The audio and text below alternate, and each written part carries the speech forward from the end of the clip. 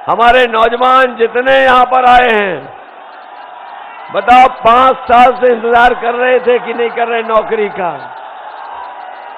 नौकरी नहीं दी, न रोजगार दिए, और जहां नौकरी रोजगार मिल भी जाता वो बताओ सब बेच दिया कि नहीं बेच दिया?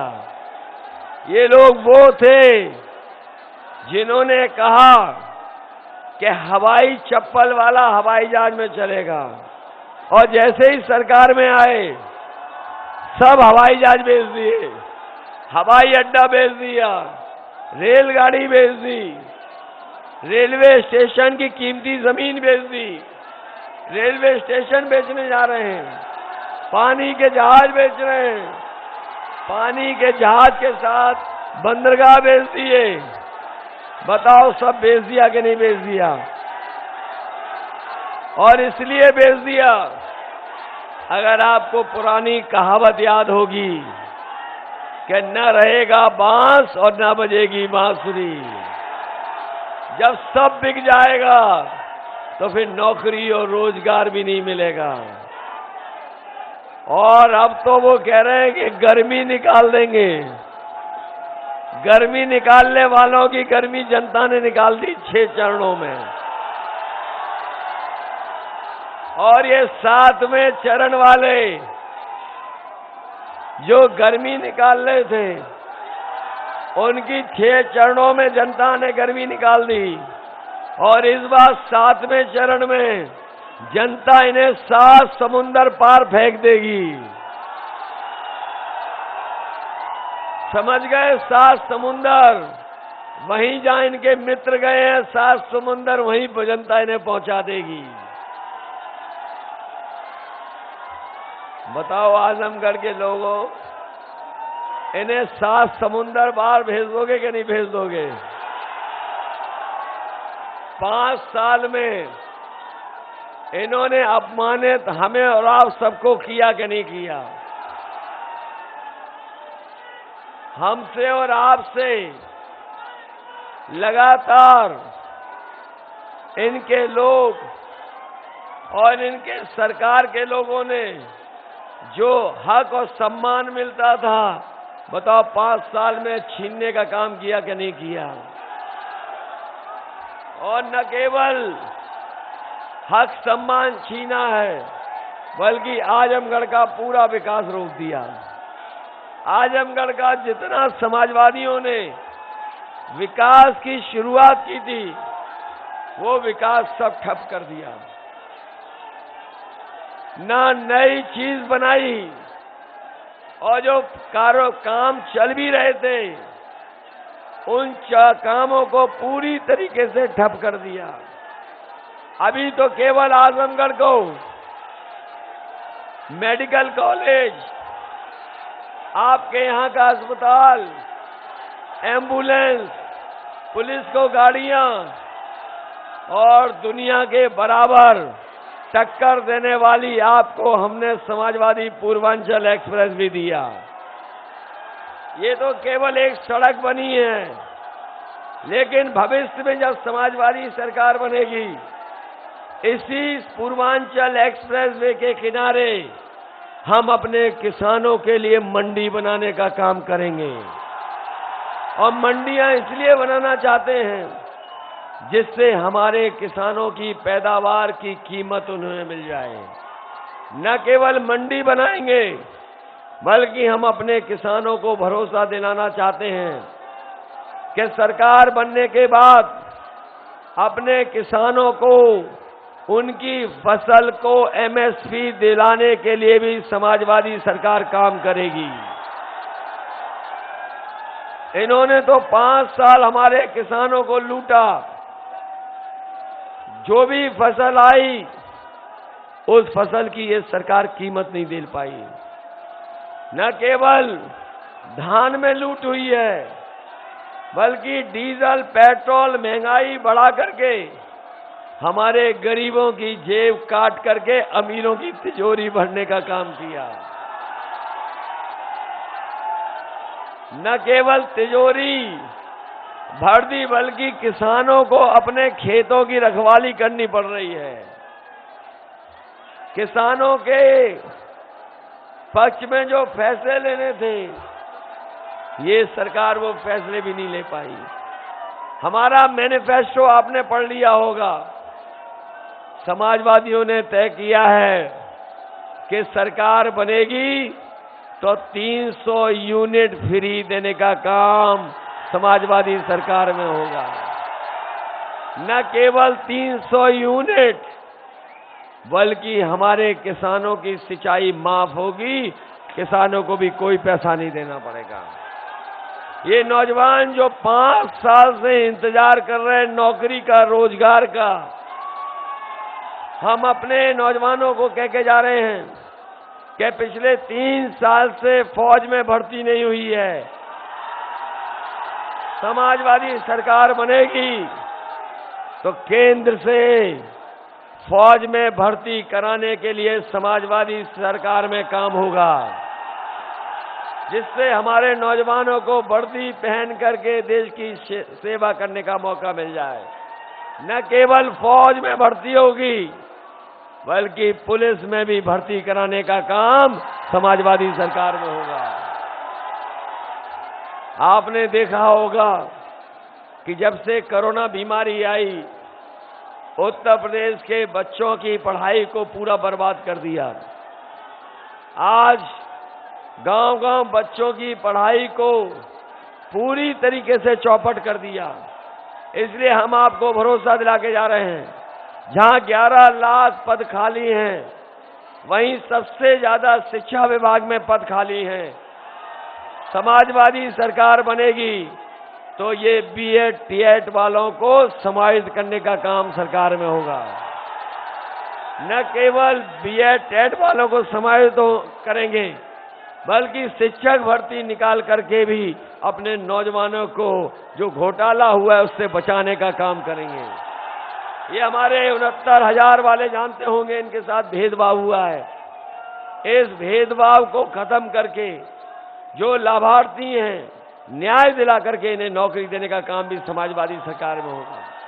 ये अनुदेशक नियमितीकरण वाले आए हैं, इन्हें भी अगर किसी पे भरोसा है तो समाजवादी सरकार पर भरोसा है। शिक्षा मित्र के लोग आए होंगे, जब समाजवादी सरकार थी तो उन्हें भी सम्मान मिला था, लेकिन जैसे ही भारतीय जनता पार्टी की सरकार आई, इनका सम्मान छीनने का काम किया है। सरकार बनेगी तो शिक्षा मित्र के लोगों को भी सम्मान देने का काम सरकार में होगा। मैं बधाई देना चाहता हूं,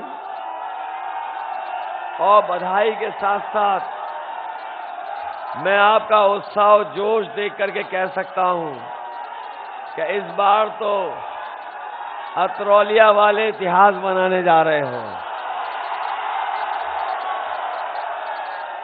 और ऐसा लग रहा है न केवल अतरौलिया, बल्कि बगल की विधानसभा फूलपुर भी इतिहास बनाने का काम करेगा। अभी तक तो मैं ये देख रहा था कि हर चरण में जनता में मुकाबला था, कि जनता ये फैसला कर रही थी कि किस चरण में हम गठबंधन को ज्यादा जिताएं।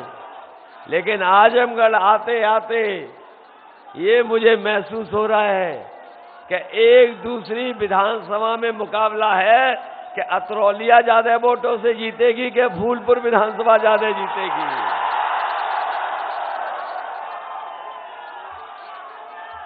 ये मुकाबला लगता इन 2 विधानसभा में नहीं है, आजमगढ़ में तो 10 की 10 विधानसभा में यही मुकाबला चल रहा है।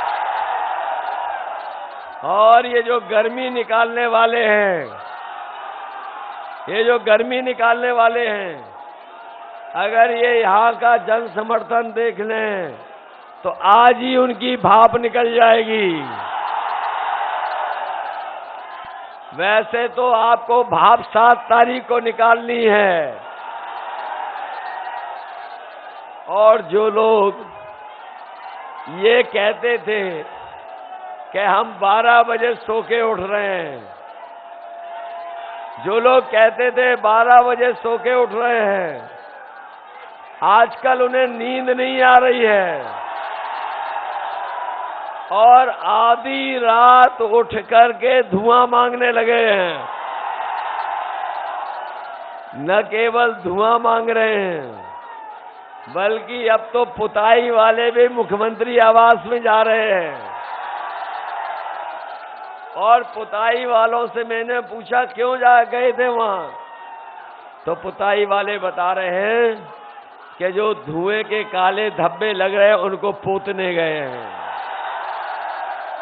बताओ बाबा जी वापस जा रहे हैं कि नहीं जा रहे हैं? और वो गाना भी आ गया उनका, वो सुना होगा आप सबने, यूपी में काबा, यूपी में काबा, बाय बाय बाबा बा। होने जा रहा है बाबा जी का बाय बाय कि नहीं? बहुत कह रहे हैं कि हम परिवारवादी लोग हैं। जहां जा रहे हैं इनके बड़े नेता, वो कह रहे हैं कि हम घोर परिवारवादी वाले लोग हैं। हम परिवार वाले लोग उनको सलाह देना चाहते हैं और राय देना चाहते हैं कि हम परिवार के लोग जब अपने घर जाते हैं तो अपने बच्चों के लिए या परिवार के सदस्यों के लिए कुछ न कुछ लेकर के जाते हैं। इसलिए जो जाने वाले हैं गोरखपुर, हम परिवार वाले उन्हें सलाह देना चाहते हैं कि जब गोरखपुर जाओ तो अपने गुल्लू के लिए बिस्किट लेते जाना। और जो गुल्लू के लिए बिस्कुट ले जा रहे हैं, उन्होंने तो कहा था कि हम नौजवानों को लैपटॉप बांट दिए हैं। बताओ आजमगढ़ के लोगों किसी को लैपटॉप मिला हो तो बता दो। और ये जो हाथों में मोबाइल दिखाई दे रहे हैं, कहीं ये बाबा मुख्यमंत्री वाले तो नहीं हैं? वो इसलिए नहीं दे रहे हैं क्योंकि वो खुद चलाना नहीं जानते हैं। और उनके नेता, सुना होगा आपने, जो बड़े वाले नेता हैं, वो कह रहे थे कि जो नौजवान इंटर पास करके 12वें में दाखिला लेंगे उन्हें लैपटॉप देंगे। अरे शुक्र है उन्होंने ये नहीं कहा कि जो इंटर पास कर लेंगे और जो 10वें में एडमिशन लेंगे उन्हें लैपटॉप देंगे। बताओ लैपटॉप की उनकी बात सुनकर के जनता लोटपोट हो जा रही कि नहीं हो जा रही? इसलिए आजमगढ़ के लोगों से क्या कहना, ये तो पहले से ही साइकिल की रफ्तार बढ़ाने के लिए तैयार हैं। और मुझे तो ये लगता है कि इस बार आजमगढ़ में इतना धुआंधार वोट पड़ने जा रहा है कि धुआं उड़ाने वाले धुआं धुआं हो जाएंगे। ये मान लें कि सब 10 की 10 सीटें जीतने जा रहे हैं, लेकिन सावधान रहना इनके नेताओं से। इनके नेता जो छोटे वाले हैं, जो छोटे नेता हैं वो छोटा झूठ बोल रहे हैं, जो बड़े नेता हैं बड़ा झूठ बोल रहे हैं, और जो सबसे बड़े नेता हैं वो सबसे बड़ा झूठ बोल रहे हैं। बताओ सावधान रहोगे कि नहीं रहोगे?